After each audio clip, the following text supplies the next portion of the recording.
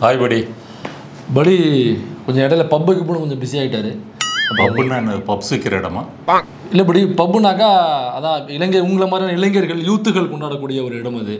ஆமாம், அது ஒரு கேளிக்கை விடுதி. சரி, அதில் நீங்கள் பிஸியாக இருந்தீங்க. அப்புறம் இப்போ தான் ஃப்ரீ ஆகிட்டு படி இப்போ தான் ஜாயின் பண்ணியிருக்காரு.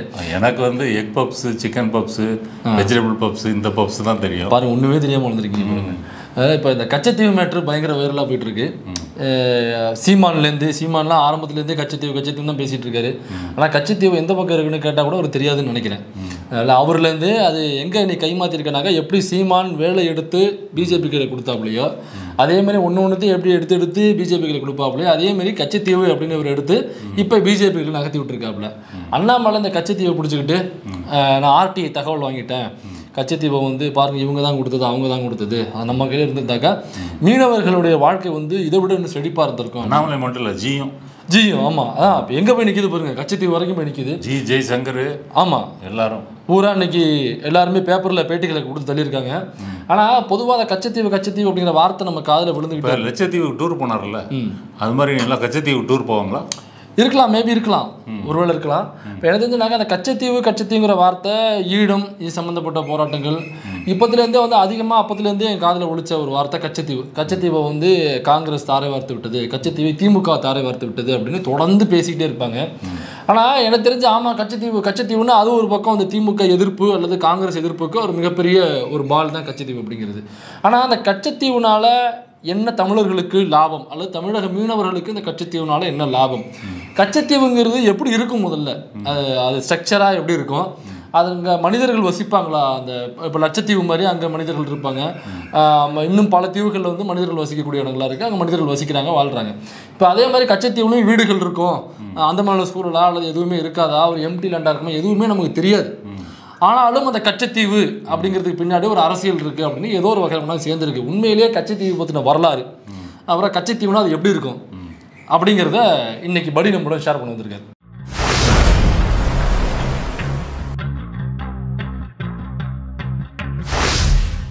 ஓகே படி, இந்த கச்சத்தீவு 1974 தாரை வார்க்கப்பட்டது. அந்த ஒரு ஸ்டேட்மெண்ட் மட்டும் எனக்கு அனிச்சை செயலாக வந்து விழுந்துடும். 1974 கச்சத்தீவு தாரை வார்க்கப்பட்டது. சரி, முதல்ல இது எப்படி தாரை வார்க்கப்பட்டது, அதுக்கு பின்னாடி உள்ள அரசியல், முன்னாடி இந்த நியூஸ் எப்படி வந்துச்சு அப்படின்னா, டைம்ஸ் ஆஃப் இந்தியாவில் திவாகர், அகிலேஷ் சிங்னு 2 பேரும் வேலை பார்க்குறாங்க. இவங்களோட அண்ணாமலை வந்து ஒரு டைப் வச்சுக்கிட்டு ஒரு பெய்ட் நியூஸாக வந்து இந்த கச்சத்தீவு நியூஸை வந்து இப்போ கொண்டு வந்திருக்கிறாரு. இப்போ இந்த 2 சிகாமணிகள் திவாகர் மற்றும் அகிலேஷ் சிங் யார் அப்படின்னு அரவிந்தாக்ஷன் நம்ம சத்யம் டிவி வந்து அவர் அம்பலப்படுத்தியிருக்கிறார். இந்த திவாகர்ன்றவர் வந்து யார் அப்படின்னு கேட்டிங்கன்னா, ஆல்ட் நியூஸ் வந்து இவரை பற்றி அம்பலப்படுத்தியிருக்குது. வெளிநாடுகளில் வந்து வருமான வரித்துறை சம்பந்தமான அதிகாரிகளை யார் நியமிக்கலாம் என்று இவர் வந்து நிதியமைச்சத்தோட தனியாக டீல் பேசியதை ஒரு மெசேஜை தவறுதலாக டைம்ஸ் ஆஃப் இந்தியா வாட்ஸ்அப் குரூப்பில் வந்து ஷேர் பண்ணியிருக்காரு. யார்? நம்ம இந்த திவாகருங்கிற அந்த அவர் பண்ணிவிட்டு அப்புறம் டக்குன்னு எடுத்துட்டார். இது ஆல்ட் நியூஸுக்கு வந்திருக்கு. அவங்க விசாரித்து அதை பற்றி பெரிய கட்டுரைகள் வெளியிட்டிருக்காங்க. இது அவரை பற்றி பெரிய பிராடகார கும்பலுங்கிறீங்க. ஆமாம். இந்த அகிலேஷ் சிங் யாருன்னு தெரிஞ்சுக்கணுன்னா நீங்கள் எக்ஸ் தளத்துக்கு போய் அவர் ப்ரொஃபைலில் போய் பார்த்தீங்கன்னா யாருன்னே தெரிஞ்சிடும்.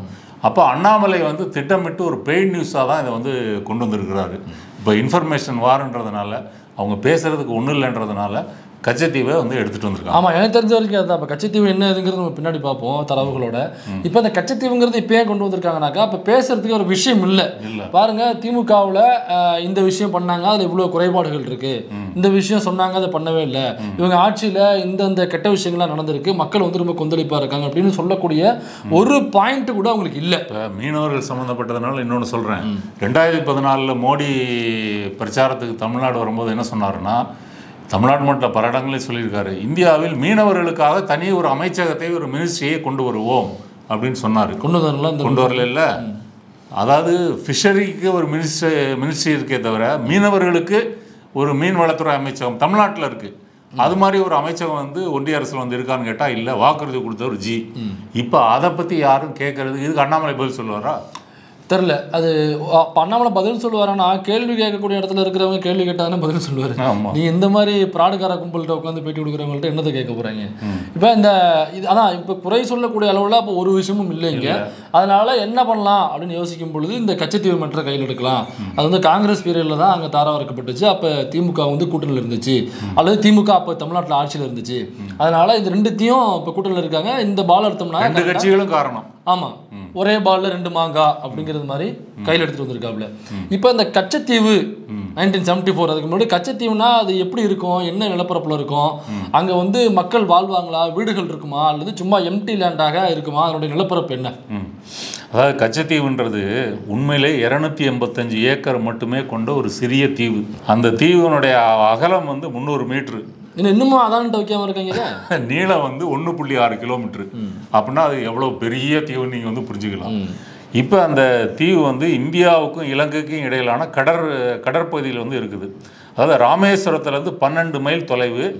இலங்கை யாழ்ப்பாணத்தின் நெடுந்தீவு இருக்கு இல்லையா, நெடுந்தீவுல இருந்து ஒரு 10.5 மைல் தொலைவில் வந்து இருக்கு. ரெண்டுத்துக்கும் சென்ட்ரா தான் இருக்கு, கிட்டத்தட்ட சென்ட்ரான இருக்கு. இந்த பாக் நீரிணைன்னு சொல்றாங்க இல்லையா, பாக் நீரிணை, பாக் ஜலசந்தி, அதாவது நம்ம தமிழ்நாட்டுக்கும் இலங்கைக்கும் இருக்கிற அந்த கடல் பகுதியை வந்து பாக் ஜலசந்தின்னு சொல்லுவாங்க. அதில் வந்து இருக்கக்கூடிய ஒரு சின்ன தீவு தான் வந்து கச்சத்தீவு. மனிதர்கள் யாரும் வசிக்காத ஒரு தீவு தான் இந்த கச்சத்தீவு. அப்போ அங்கே வீடுகள்லாம் கிடையாது? வீடுகள்லாம் எதுவும் கிடையாது. வெறும் போனீங்கன்னா வெயில் தான் இருக்கும், ஏதாவது ஒரு புதர்கள் இந்த மாதிரி தான் இருக்குமே தவிர பெரிய மரங்கள் கொண்ட அந்த மாதிரி தீவும் வந்து கிடையாது. ஒரே ஒரு சர்ச் மட்டும் இருக்கு. ஆமாம், புனித அந்தோணியார் ஆலயம், தேவாலயம் ஒன்று வந்து இருக்குது. அந்த தேவாலயத்துக்கு வருஷத்தில் பிப்ரவரி மற்றும் மார்ச் மாதம் வந்து திருவிழா நடக்கும். அந்த திருவிழாவுக்கு இங்கே தமிழ்நாட்டில் இருக்கக்கூடிய மீனவர்கள் மற்றும் இலங்கை மீனவர்கள், தமிழ் மீனவர்கள் 2 பேரும் வந்து கொண்டாடுவாங்க. அப்போ தான் அங்கே மனித நடமாட்டம் இருக்குமே தவிர மற்ற இடங்களில் அந்த தீவுக்கு யாரும் போக மாட்டாங்க.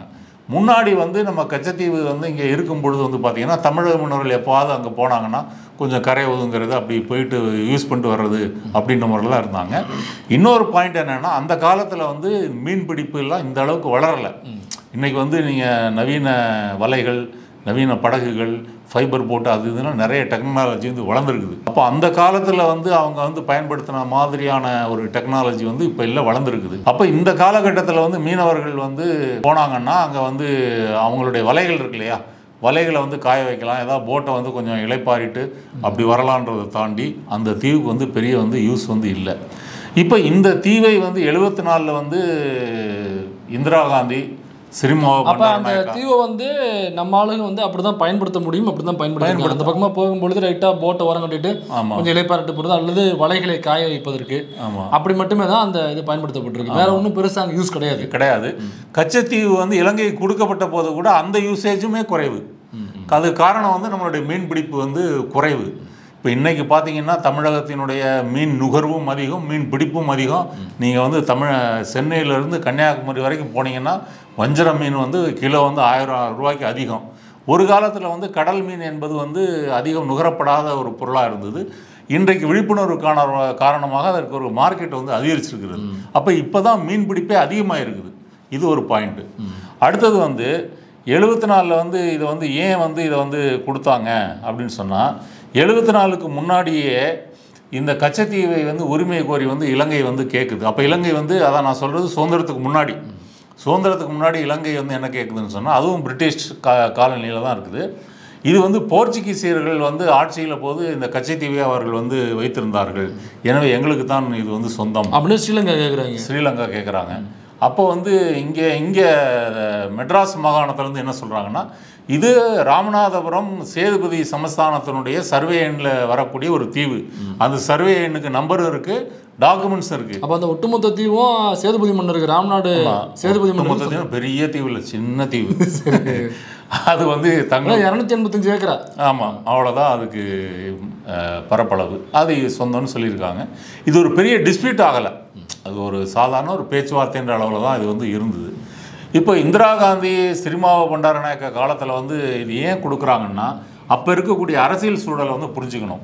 71 வந்து பங்களாதேஷ் வந்து தனி நாடாக இந்தியாவின் உதவியோடு பிரியுது. எங்கே? மேற்கு பாகிஸ்தான்லேருந்து. அப்போ வந்து பங்களாதேஷுக்கு பேர் வந்து கிழக்கு பாகிஸ்தான். அப்போ கிழக்கு பாகிஸ்தான் வந்து அது முஸ்லீம்களாக இருந்தாலும் ஒரு தேசியன பண்பாடு என்ற முறையில் வங்கமொழி தேசியன பண்பாடு தான் அங்கே வந்து இருக்குது. அப்போ வந்து அவங்க பாகிஸ்தானினுடைய உருது அவங்களுடைய கலாச்சாரம் இதெல்லாம் மதம்னு சொல்லிட்டு வந்தால் கூட அவங்க வந்து ஏற்றுக்கலை. அப்போ இந்திரா காந்தி தலையிட்டு அந்த முக்தி வாகினிகள்லாம் சப்போர்ட் பண்ணி முஜிபுர் ரஹ்மான் அவங்கெல்லாம் சண்டையிட்டு வந்து அவங்க தனி நாடாக வந்து பிரிகிறாங்க. இப்போ இந்த பிரிவதன் மூலமாக மேற்கு பாகிஸ்தானுக்கு, அதாவது இன்றைய நம்ம சொல்கிற பாகிஸ்தானுக்கும் இந்தியாவுக்கும் ஒரு பிளவு என்பது வந்து அதிகமாயிருச்சு. அதுக்கு முன்னாடியே இந்தியாவுக்கும் பாகிஸ்தானுக்கும் வந்து போர் நடந்து அதில் வந்து இந்தியா வெற்றி பெற்றிருக்குது. அதே 60களில் வந்து இந்தியாவுக்கும் சீனாவுக்கும் வந்து சண்டை நடந்திருக்குது. அப்போ நீ இந்தியாவினுடைய ஜியோ பொலிட்டிக்ஸ் பார்த்தீங்கன்னா அண்டை நாடுகள்லாம் எதிரி நாடுகளாக இருக்கிறாங்க. இப்போ பங்களாதேஷ் மட்டும்தான் அவங்களுக்கு ஆதரவு. அப்போ இந்த காலகட்டத்தில் இலங்கையும் நம்ம நாடாக வந்து நமக்கு ஆதரவு நாடாக இருக்க வேண்டும் என்ற ஒரு எண்ணத்தில் இது ஒரு யாருமே யூஸ் பண்ணாத ஒரு தீவு என்ற முறையில் அவங்க வந்து இந்திரா காந்தி இது முடிவு பண்ணுறாங்க. ஆனால் இந்திரா காந்தியும் காங்கிரஸும் செய்த தப்பு வந்து என்னன்னு கேட்டிங்கன்னா, இது தமிழக மீனவர்களுடைய நலன் சம்மந்தப்பட்டது. இப்போது இப்போ ஒவ்வொரு நாட்டினுடைய வந்து நீங்கள் அந்த கடல் பார்டர் வந்து எப்படி இருக்குன்னு கேட்டிங்கன்னா, அந்த நாட்டுக்கு சொந்தமான ஒரு கடல் எல்லை, அது குறிப்பிட்ட கிலோமீட்டர் தூரம் இருக்கும். அதற்கு பிறகு வந்து இன்டர்நேஷனல் பார்டர் இல்லை, இன்டர்நேஷ்னல் பார்டருக்கு முன்னாடி அந்த நாட்டுக்குன்னு தனி சிறப்பான ஒரு பொருளாதார மண்டலம் அப்படின்னு ஒரு பரப்பளவு இருக்கும். அந்த பரப்பளவுக்கு வந்து வெளிநாட்டிலேருந்து யாரும் வராங்களோ இல்லை நம்மளும் போய் போகணும்னு சொன்னால் பெர்மிஷன் வாங்கிட்டு தான் அங்கே வந்து போகணும். அதற்கு பிறகு தான் இன்டர்நேஷ்னல் பார்டர்னு வந்து வருது. இப்போ நீங்கள் கச்சத்தீவு எடுத்துங்க, ராமேஸ்வரத்துக்கும் இலங்கை தலைமன்னாருக்கும் நடுவில் வந்து பார்த்தீங்கன்னா ஒரு இன்டர்நேஷ்னல் பார்டர்னு சொல்ல முடியாத அளவுக்கு 2 நாடுகளுடைய அந்த தனி சிறப்பான பொருளாதார மண்டலங்கள் வந்து இருக்குது. அப்போ எதேச்சையாக கடலில் வந்து ஒரு இன்டர்நேஷ்னல் பார்டரு இலங்கை எல்லை அப்படின்னு எப்படிங்க பிரிக்க முடியும்? அது சாத்தியமே இல்லை. அப்போ தமிழக மீனவர்கள் யதார்த்தமாக அங்கே போகிறது, இலங்கை மீனவர்கள் யதார்த்தமாக இங்கே வர்றது, இதெல்லாம் வந்து ஆண்டாண்டு காலமாக நடக்கிறது. ஆமாம், இப்போ நம்ம நிலத்தில் வந்து ஒரு செவரு கட்டுறோம், வேலி வைக்கிறோம். அப்போ அந்த மாதிரி கடலில் போய் செவரே வேலையை வச்சுட்டு இருக்க முடியாது. அதுவும் இது ரொம்ப சின்ன பகுதி. இந்த சின்ன பகுதியில் அது வந்து செய்ய முடியாது. அப்போ 74 இது மட்டும் நடக்கலை. 74 வந்து காங்கிரஸ் வந்து இந்திரா காங்கிரஸ், ஸ்தாபன காங்கிரஸ் 2 பிரிவாக வந்து பிரியுது. இப்போ தமிழ் மாநில காங்கிரஸ் இருக்கிற மாதிரி அது மாதிரி. அதுக்காக நீங்கள் ஜி.கே. வாசன்ற அந்த சைக்கிள் ஓட்டின அந்த அப்பாவிய காமராஜர் இருந்தாருங்க, படி வெற்றி கூட்டணி. அப்போ அந்த பிரிவினை இருக்குது. அப்போ இந்திரா காந்திக்கு வந்து காங்கிரஸை தன் கையில் எடுப்பதற்கான ஒரு தேவை வந்து இருக்குது. அப்போ அந்த அஜெண்டாவில் வந்து யார் ஆதரிக்கிறாங்கன்னா, இப்போ கலைஞர் வந்து இந்திரா காந்தி ஆதரிக்கிறார். இந்த அம்மா வந்து போல்டாக இருப்பாங்க, இவங்க மூலமாக நம்ம தமிழ்நாட்டுக்கு ஏதாவது நமக்கு நன்மைகள் கிடைக்குன்னு சொல்லி அவர் இந்திரா காந்தி ஆரம்பிக்கிறார். ஸ்தாபன காங்கிரஸ் வந்து வீக்கா எல்லாம் வந்து பழைய பூமர்களாக இருக்காங்க, என்ன அது வேலைக்கு ஆகாது, இப்போ இந்த அம்மா தான் ஆக்டிவாக இருக்காங்க சொல்லி ஆரம்பிக்கிறாங்க. இது வந்து இந்த அரசியல் உறவு வந்து இப்படி இருக்குது. அப்புறம் வந்து இந்திரா காந்தியினுடைய அரசியல் வாழ்க்கையை கேள்விக்குள்ளாக்குது. அவங்க தேர்தலில் வந்து தோல்வி அடைஞ்சிட்டாங்கன்னு தீர்ப்பு வருது. உடனே அவங்க வந்து 75 வந்து எமர்ஜென்சி வந்து அறிவிக்கிறாங்க. 74 வந்து தீவு வந்து ஒப்படைக்கிறாங்க. தீவு ஒப்படைக்கும் பொழுதே கலைஞர் வந்து இதை மிக கடுமையாக கண்டித்திருக்கிறார். 74 காங்கிரஸ் வந்து அந்த தீவை கொடுக்கும் பொழுது கண்டிச்சிருக்கிறாரு, எதிர்ப்பு தெரிவிச்சிருக்கிறாரு. தமிழகத்தில் வந்து அனைத்து கட்சி கூட்டம் கூட்டியிருக்காரு. அதில் வந்து ஏடிஎம்கே எம்ஜி ராமச்சந்திரன் கலந்துக்கிட்டு வந்து வாக் அவுட் பண்ணியிருக்காரு. ஆனால் அனைத்து கட்சி கூட்டம்னாக்கா இந்த கச்சத்தீவை தாரை வார்ப்பதற்கு எதிராக ஒரு அனைத்து கட்சி கூட்டம்னாக்கா அப்போ அதில் வந்து திமுக வந்து நிலைப்பாடாக கொடுக்கக்கூடாது என்று இருக்குது. அதில் வந்து அதிமுக எதிர்கட்சியாக இருந்தாலும் அதுக்கு ஆதரவு தெரிவிக்க வேண்டியது தார்மீக கடமை, அது மாணவர்கள் நலன் சார்ந்தது. அப்போ நீங்கள் முறுக்கி மீனவர்கள் நலன் சார்ந்தது. இப்போ இவரு முறுக்கி தோல்ல போட்டு இல்லை நான் எதிர்கட்சி அப்படின்னு சொல்லிட்டு போனார்னாக்கா அப்போ மீனவர்கள் நலன்களை அக்கறை இல்லாத ஒரு நபராக எம்ஜிஆருடைய ரூட்டு பார்த்தீங்கன்னா இங்கே வந்து திமுகவை அடக்கி வைக்கணும் அப்படின்னு சொல்லி ஒன்றிய அரசினுடைய ஒரு பிளான்ல தான் இன்கம் டாக்ஸ் ரைடு விடுவேன். இன்னைக்கு ஈடி மாறிங்க, இன்னைக்கு ஈடி வந்து எப்படி பல கட்சிகளை வந்து பிளக்குதோ, பல கட்சிகளை வந்து பாஜக வசம் சேர்க்குதோ, அப்படி வந்து அந்த காலத்தில் வந்து இன்கம் டாக்ஸ் ரைடுன்னு பூச்சாண்டி மூலமாக உருவாக்கப்பட்ட கட்சி தான் ஏடிஎம்கே. அப்போ எம்ஜிஆருக்கு வந்து அந்த பயம் வந்து இருக்குது. அப்போ இப்படி வச்சுக்கலாம். அப்படி அப்போ எம்ஜிஆர் வந்து அன்றைய காலத்து எடப்பாடி இன்றைய காலத்து எம்ஜிஆர். ஆமாம், அப்படி சொல்லலாம். ஒரு புரட்சி தமிழர், ஒரு புரட்சி எல்லாத்துலேயும் தான் தலைவர். அதான் எல்லாத்துலேயுமே புரட்சி போட்டாச்சு. பாவம் கம்யூனிஸ்ட் இயக்கங்கள் புரட்சி மட்டும்தான் வரல, மற்றபடி பேர்லாம் வந்துருச்சு. இது வந்து அரசியல் சூழல். இப்போ தன்னுடைய ஆட்சி கேள்விக்குறியாக்கப்படுகிறது என்ற உடனே இந்திரா காந்தி என்ன செய்கிறாங்க, 75 வந்து அவசர கால நிலை எமர்ஜென்சி வந்து டிக்ளேர் பண்ணுறாங்க. அப்போ இந்த கச்சத்தீவு விவகாரத்தை முன்னெடுத்து கொண்டு போவதற்கான வாய்ப்பு என்பது வந்து தமிழக அரசுக்கு, கலைஞர் அரசுக்கு இல்லாமல் போகிறது. அது மட்டும் 74ல் தர வைக்கிறாங்க. அதில் வந்து ஒரு அனைத்து கட்சி கூட்டம் கூடுறது இப்படி ஜனநாயக ரீதியில் இருக்கிற எல்லா கட்சி ரீதியாக கண்டன கூட்டங்கள் நடத்தியிருக்காங்க, நம்ம தீர்மானமும் நிறைவேற்றிருக்காங்க. அது அந்த வகையில் எல்லாமே கிட்டத்தட்ட ஒரு வருஷமா அந்த வேலைகளை பார்க்குறாரு அவரு. 75ல் எமர்ஜென்சி, அப்போ எமர்ஜென்சி எதிர்த்து போராட வேண்டிய அஜெண்டாக்குள்ளே போறாரு. அதுதான் பிரதான விஷயமா இருக்குது. அப்போ இது வந்து அதில் வந்து அடிபட்டு போகுது, எமர்ஜென்சியில் அடிபட்டு போகுது. இவர் ஆட்சியும் கலைக்கப்படுது. 76ல் கலைக்கப்படுது. அப்புறம் திரும்ப 77ல் தேர்தல் வருது. 77ல் இந்த கச்சத்தீவை தாரை வார்த்து கொடுத்த இந்திரா காந்தி கூட தமிழகத்தில் கூட்டணி வைத்தது யாரு? ஐயா அன்றைய எடப்பாடி. அன்றைய எடப்பாடி தான் அன்றைக்கு வந்து எம்ஜிஆர் தான் அன்றைக்கு வந்து கூட்டணி வச்சார். கலைஞர் வந்து ஜனதா கூட கூட்டணி வைக்கிறார். அப்போ ஜனதா கவர்மெண்ட் வந்த பிறகு இந்திரா காந்தி உருவாக்குன அந்த சர்வாதிகார சூழல் எப்படி இன்னைக்கு மோடி அரசு வந்து அரசு அமைப்புகளை இது பண்ணியிருக்குதோ, இதோட ஒப்பிடும்போது இந்திரா காந்தி பெரிய அளவுக்கு டேமேஜ் பண்ணிடல. அப்போ அந்த சர்வாதிகார நிலையை மாற்றுகின்ற அஜெண்டாவில் ஜனதா அரசு வந்து இருக்குது. ரெண்டாவது, ஜனதா அரசுக்குள்ளேயே உட்கட்சி குழப்பங்கள், சண்டைகள், அதுக்குள்ளே ஆர்எஸ்எஸ்காரன் இருக்கிறான் இல்லையா, ஜனசங்கம் வந்து இருக்குது. இந்த குழப்பங்கள்லாம் வந்து இருக்கக்கூடிய காலகட்டமாக இருக்கிறதுனால கச்சத்தீவு வந்து மேட்ரு வந்து பின்னாடி வந்து போயிடுது. இன்னொரு காரணம் வந்து என்னென்னா, அப்போ இன்றைக்கு தமிழக மீனவர்களுக்கு தேவைப்படுகின்ற அளவுக்கு அன்றைக்கு வந்து கச்சத்தீவு வந்து தேவைப்படவும் இல்லைன்னா அன்றைக்கி ஒரு பெரிய இஷ்யூ வந்து ஆயிருக்கணும்ல. இது ஒரு புறம். ரெண்டாவது, இந்தியாவினுடைய எல்லைன்னு நீங்கள் ஃபுல்லாக நீங்கள் எடுத்து பார்த்துக்கிட்டிங்கன்னா, இப்போ வந்து இந்தியாவினுடைய தலையை பார்த்தீங்கன்னா காஷ்மீர்னு சொல்கிறோம். அதில் 1/3 பகுதி நம்ம மேப்பு பிரகாரமே அந்த 1/3 பகுதி வந்து பாகிஸ்தான்கிட்ட இருக்குது. அதை இருக்கிறதையும் சேர்த்து தான் இந்தியாவினுடைய தலையாக வந்து காமிக்கிறோம். இது வந்து பாகிஸ்தான்கிட்ட இருக்குது. அப்புறம் நீங்கள் இந்த பக்கம் வந்தீங்கன்னா சீனாவுக்கும் நமக்குமான வந்து இந்த எல்லைக்கோடு, அந்த மக்மோகன் எல்லைக்கோடுன்னு பிரிட்டிஷ்காரன் போட்டது வந்து அது ஒரு கற்பனை கோடு. இது எங்களுடைய இடங்களை நாங்கள் நிறைய இழந்து விட்டோம்னு சொல்லி தான் இந்தியா சீன போர் வந்து 60களில் வந்து நடந்தது. அந்த பார்டர் டிஸ்பியூட் வந்து இருக்குது. இப்போ நம்மளுடைய கேள்வி என்னென்னா, கச்சத்தீவுக்காக மோடி, ஜெய்சங்கர், அண்ணாமலை இப்படி டைம்ஸ் ஆஃப் இந்தியாவில் இவ்வளவு கூவுகிறார்களே, சீனாவிடம் நீங்கள் சமீப காலமாக இழந்த நிலம் எவ்வளவு? கரெக்டாக பாயிண்ட்டை பிடிச்சிங்களே. அப்படி என்ன அங்கே போட்டு அந்த பார்டருக்கு இங்கே இந்த பார்டருக்கு வந்துட்டு. ஆமாம், இந்த பார்டர் முக்கியம். ஏன்னா புல்வாமா தாக்குதல் நடந்த பிறகு மோடிஜி என்ன பண்ணார், பாகிஸ்தானில் வந்து ஃப்ளைட்டெல்லாம் அனுப்பி வந்து குண்டு போட்டு, அதுவும் எப்படின்னாக்கா மேகத்துக்கு மேலே விட்டு தெரியாத மாதிரிலாம் விட்டு ஒரு 500 தீவிரவாதிகளை கொண்டழித்து விட்டோம். அது சர்ஜிக்கல் ஸ்ட்ரைக் முடியுது அப்படிலாம் சொன்னாங்க. பாகிஸ்தான் என்ன சொல்லிச்சு, 2 பனைமரம் தான் இருந்துச்சு, 2 பனைமரத்தில் குண்டை போட்டு போயிட்டாங்க.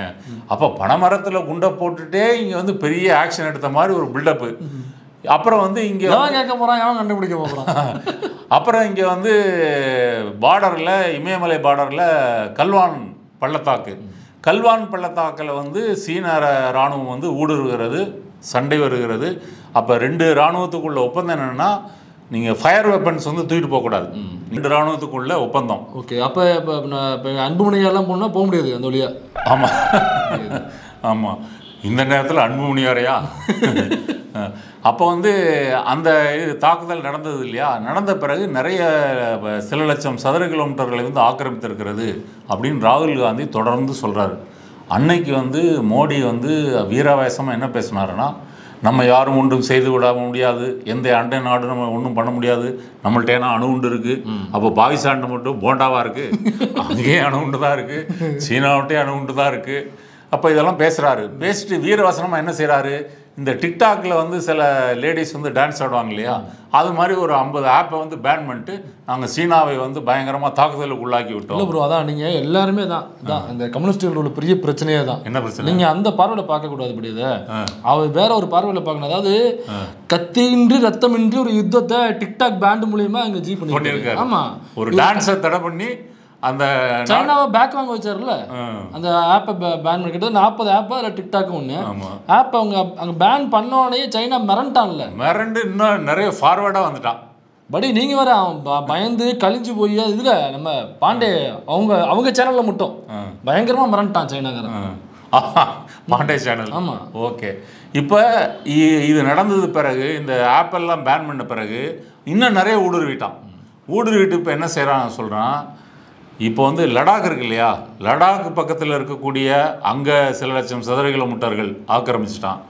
இந்த புறம் வந்து கல்வான் பள்ளத்தாக்கு இங்கேயும் வந்து ஆக்கிரமிச்சிட்டான். இது போக 3ஆவதாக அருணாச்சல் பிரதேசம் என்பது திபெத்தினுடைய தெற்கு பகுதி, அது எங்கள் மாநிலம். அப்போ அருணாச்சல பிரதேசத்து சீனாவுக்கு யாராவது வாரீங்கன்னா அவங்களுக்கு வந்து விசா தேவையில்லை. சைனாவுக்கு போனவா? ஆமாம், எங்கள் நாட்டுக்குள்ள இருந்துட்டு எங்கள் நாட்டுக்குள்ள வர்றாங்க இதுக்கு அப்படின்னு. அதே மாதிரி ஆமாம், அருணாச்சல பிரதேசத்துக்கு மோடியோ அமித்ஷாவோ ஜெய்சங்கரோ போனாங்கன்னா உடனே அடுத்த நாள் வந்து சீனாவினுடைய குளோபல் டைம்ஸ்ல வந்து ஒரு கண்டனம் வரும். எப்படி எங்கள் நாட்டுக்குள்ள நீங்க வந்து அருணாச்சல பிரதேசத்துல போனது அதுக்கு ஒரு பேர் வச்சிருக்கா. என்ன பேரு?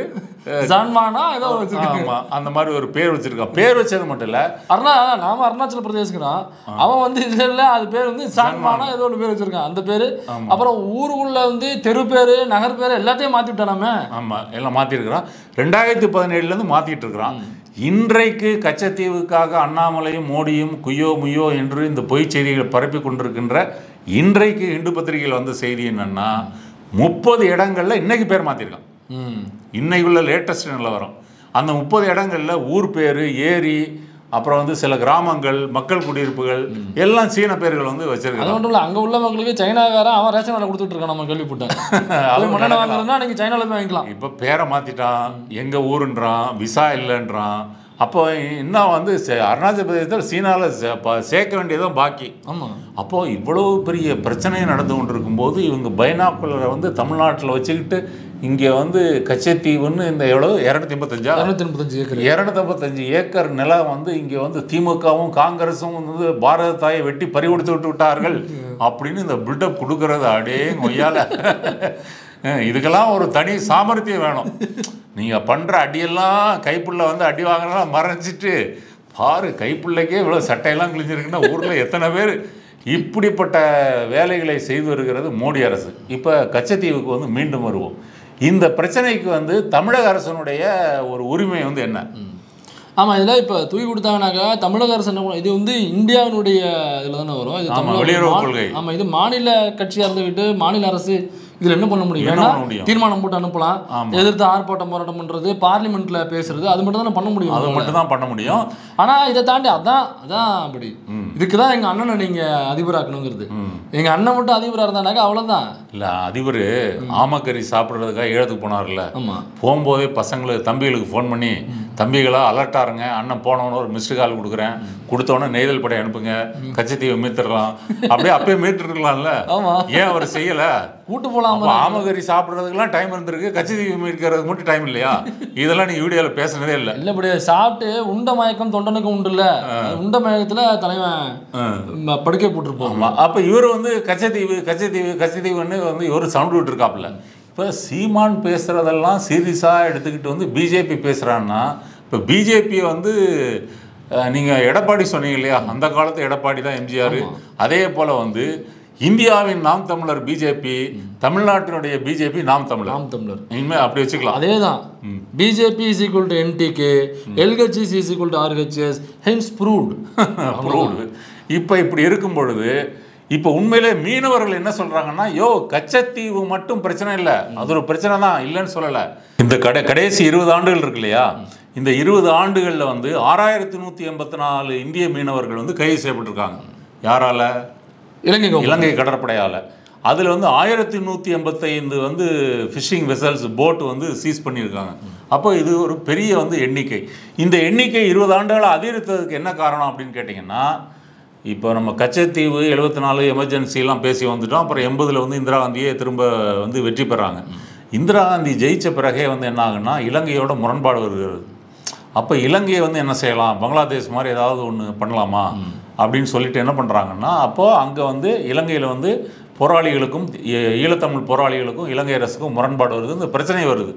அப்போ அந்த போராளிகளை கூப்பிட்டு பயிற்சி கொடுத்து ஆயுதங்கள்லாம் வந்து கொடுத்து அதெல்லாம் அந்த வேலையில் யார் ஈடுபடுறா? இந்திரா காந்திக்கு.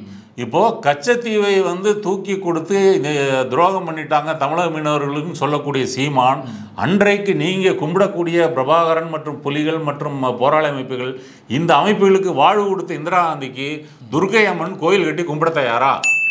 பாயிண்ட், சரியான பாயிண்ட் அடிச்சிருங்க. இன்னொன்னுனாக்கா, உதவி செய்யும் பொழுது புலிகள் அமைப்புலேருந்து கேட்டுருக்கலாம்ல, ஏங்க கச்சத்தீவை நீங்கள் கொடுத்துருக்க கூடாது, அல்லது திரும்ப வாங்கி கொடுங்க, மீனவர்கள் தமிழகம், நான் தமிழை, அங்கே இருக்கிறவனும் தமிழை, என் தொப்புள் கூடிய உறவு தான் ஆகணும், அந்த மீனவன் பாதிக்கப்படுறான். அதனால அது வாங்கி கொடுங்கன்னு அவங்களும் கேட்டுருக்கலாம். அவங்களும் கேட்கல, அவங்க ஏன் கேட்கலன்னு இவங்களும் கேட்கல. ஆனால் நாம் அப்படி கேட்காம இருக்க முடியாது. அப்போ வந்து இன்னொரு பாயிண்ட் வந்து என்னென்னா, அப்போ வந்து கச்சத்தீவு பெரிய பிரச்சனையே வரல. ஏன்னா அந்த சமயம் வந்து இந்திய அரசு வந்து இலங்கை போராளிகளுக்கு ஆதரவாக இருக்கிறதுனால இந்த போக்குவரத்து வழியே இந்த இதுதான் தலைமன்னார் ரூட்டு தான். அப்போ இங்கேருந்து தான் படகுகள் போகும், ஆயுதங்கள், போராளிகள் போவாங்க, பொருட்கள், மருந்து பொருட்கள் எல்லாமே இப்படி தான் வந்து போகும். அப்போ இலங்கையினுடைய இராணுவம், கடற்படையெல்லாம் வீக்காக இருந்தது. எப்போ 2000க்கு முன்னாடி வரைக்குமே. அப்போ 2000க்கு பிறகு தான் அவர்கள் புலிகளை வந்து ஒழிக்க வேண்டும் என்று சொல்லி இந்திய அரசின் உதவியோட அது வந்து நம்ம ராஜீவ்காந்தி கொலைக்கு பிறகு இந்த ஸ்டாண்டெல்லாம் வந்து மாறுது இல்லையா. அப்போ இலங்கை இராணுவம், கடற்படையெல்லாம் வந்து கொஞ்சம் கொஞ்சமாக வளருகிறது. வளரும் பொழுது தான் இந்த சப்ளை செயினை கட் பண்ணணும்னு சொல்லி இலங்கை கடற்படை வந்து இங்கே வந்து வருகிறது. அதன் பிறகு தான் தமிழக மீனவர்கள் மீது இவ்வளவு தாக்குதல், கைது இதெல்லாம் வந்து நடக்குது. இப்போ தமிழக மீனவர்கள் ஏன் இது மட்டும் ஒரு பிரச்சனை இல்லைன்னு சொல்கிறாங்கன்னு சொன்னால், இப்போ இந்த இன்டர்நேஷ்னல் பார்டரை தாண்டி நீ பிடிக்கிறோன்னு சொல்கிறியே, அது வந்து எது பார்டர்னு எப்படி தீர்மானிக்க முடியும் அப்படின்னு சொல்கிறாங்க. இலங்கை தமிழ் மீனவர்கள் என்ன சொல்கிறாங்கன்னா, தடை செய்யப்பட்ட அந்த வலைகள் இருக்கு இல்லையா, அந்த வலைகளை வைத்து கொண்டு பிடிக்கிறாங்க, எங்களுக்கு வந்து மீன்பிடி வந்து பாதிக்கப்படுகிறது என்று அவர்கள் சொல்லுகிறார்கள். அப்போ நீங்கள் என்ன செய்யணும், 2 நாட்டு மீனவர்களையும் அழைத்து அதையும் சொல்கிறாங்க. மீனவர் சங்கங்கள் என்ன சொல்கிறாங்க, இந்த பிரச்சனையை நாங்கள் பேசி தீர்த்துக்கிறோம், 2 மீனவர் சங்கங்களும் பேசுகிறோம், பேசிட்டு அதற்கு வந்து அரசுகள் ஒத்துழைப்பு கொடுங்கள் அப்படின்னு அவங்க வந்து சொல்கிறாங்க. அப்போ தமிழக அரசுக்கு என்ன உரிமை இருக்குது?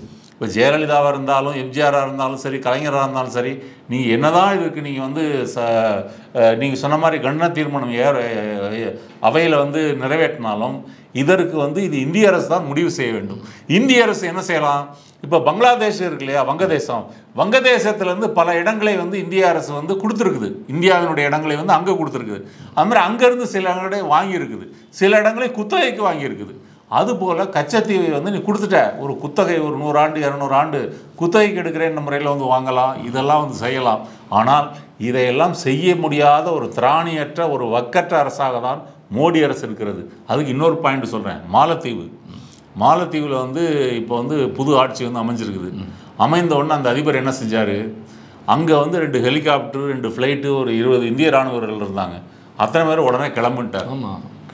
உனக்கு என்ன இங்கே வேலை கிளம்பிட்டார். அப்போ ஒரு சின்ன தீவு நாட்டை கூட ஒரு ராஜேந்திர ரீதியாக நட்பு நாடாக வைக்க திராணியற்ற இந்த மோடி அரசு பாகிஸ்தானோட முரண்பாடு, சீனாவோட முரண்பாடு, பங்களாதேஷோட முரண்பாடு, பூட்டான் ஒரு நாடு இருக்க, அந்த பூட்டான் நாட்டு கூட இலங்கை அரசோட பேசுதுன்னு சொல்லி இவ்வளோ பிஸியான ஷெட்யூலில் கூட மோடி ஒரு 2 நாள் டூர் போயிட்டு வந்தார். எதுக்கு? சுற்றி பார்க்குறதுக்கு இருக்கும். அம்பானி அதானிக்கு ஏதாவது வாங்கி கொடுக்குறதுக்கு. அப்படியாவது நம்ம அந்த பூட்டானை வந்து நம்ம பிடிக்குள்ளே வச்சுக்கணும். இப்போவே பூட்டானுடைய வெளியுறவு, அது பாதுகாப்பு, இராணுவம்லாம் இந்திய அரசோட சம்மந்தப்பட்டதான். அப்போ பூட்டானே கைதவறி போயிருமோ? நேபாளம் வந்து சீனாவோட நெருங்கிய நட்பில் இருக்கிறாங்க. அப்போ எந்த அண்டை நாடுகளும் இப்படி வந்து உறவு வந்து மோசமடைந்து எதிர்நிலையில் இருக்கும்போது இவர்கள் கச்சத்தீவை வந்து இந்த மோடி அரசு என்ன வாங்க முடியும்? அப்போ வாங்க முடியாது, தன்னால் ஒன்றும் கிழிக்க முடியாது அப்படின்றதுக்காக பழியை யார் மேலே போடலாம்?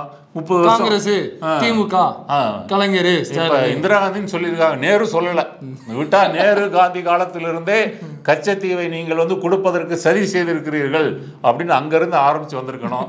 இப்போ இந்திரா காந்தியிலேருந்து ஆரம்பித்து வந்திருக்கிறாங்க. இவங்ககிட்ட பேசுகிறதுக்கு ஒன்றும் இல்லைன்றதுக்காக தான் இந்த உருட்டு. திருப்பி நம்ம கேட்க வேண்டிய கேள்வி, அருணாச்சல் பிரதேசம், லடாக்கு, அப்புறம் வந்து கல்வான் பள்ளத்தாக்கு, இங்கே சீனா ஆக்கிரமித்த பகுதிகளை மோடிஜி அவரே தலைமையேற்று இராணுவத்தை வழிநடத்தி மீட்பதற்கு தயாரா? துப்பு இருக்கா? திராணி இருக்கா? இதுதான் நம்ம கேட்க வேண்டிய கேள்வி. என்னதானோ கேஸ் வாங்குற ஆபீஸ்ல இவ்ளோ கூட்டமா இருக்கு? அது கேஸ் வாங்க வந்த கூட்டம் இல்ல, பக்கத்துல கேஸ் வாங்க லோன் வாங்க வந்த கூட்டம். என்ன கேஸ் வாங்க லோனா? ஆமா, வருஷத்துக்கு 6000 இருந்து 10000 ரூபாய் வரைக்கும் நம்ம வீட்டு கேஸுக்கு செலவாகுது. தினசரி சம்பளம் வாங்குற நாமெல்லாம் என்ன பண்ணுவோம் சொல்லு? இதை தெரிஞ்சுக்கிட்டு தான் இவங்க எல்லாரும் வந்து உட்கார்ந்துருக்காங்களா? என்னத்த சொல்ல, வா போவோம். கேரண்டி வாரண்டிகளை இனியே நம்ப போறீங்களா? சிந்தித்து வாக்களிங்க. இந்தியாவை காக்க ஸ்டாலின் அழைக்கிறேன்.